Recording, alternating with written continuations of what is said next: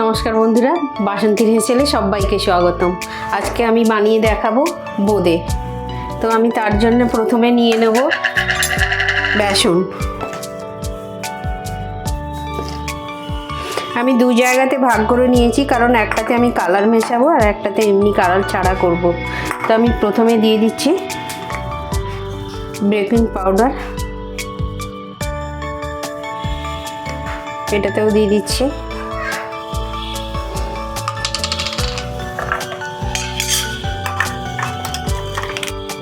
আমি এতে food colour দিয়ে দিচ্ছি।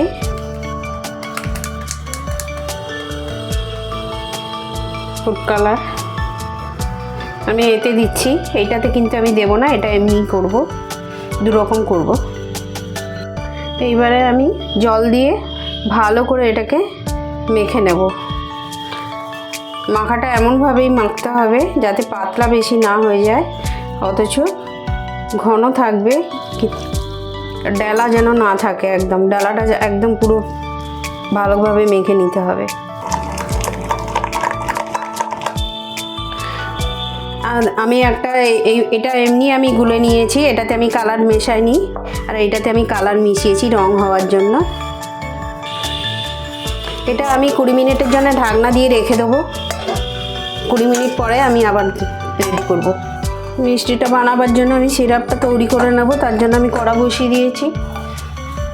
আর আমি 1 কাপ জল দিয়ে দিচ্ছি, আর একটু জল লাগবে। চিনিটা দিয়ে দেবো এবার।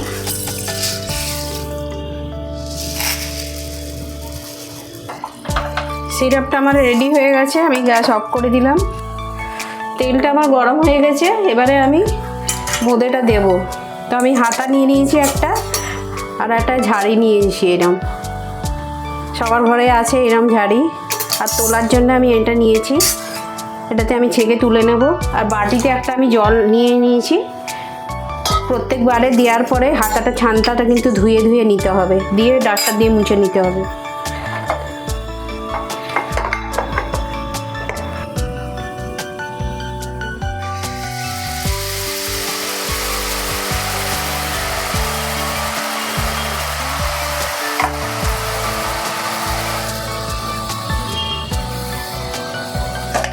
আমি একটু নাড়িয়ে নিলাম, যাতে হবে না মনে হচ্ছে। আমি তুলে নিচ্ছি, হয়ে গেছে রেডি। বোঁদেগুলো এইভাবে আমি ছেঁকে ছেঁকে তুলে নেব। দু রকম করছিলাম, আমরা একরকম হয়ে গেছে কালার দেওয়াটা। এবার আমি প্লেনটা করছি।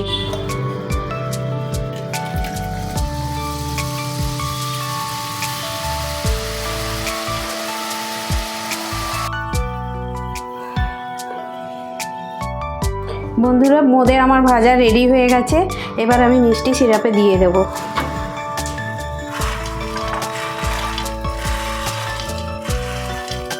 এবার আমি গ্যাসটা একটু জ্বেলে নেব। এইভাবে একটু আমি নেড়ে দেব।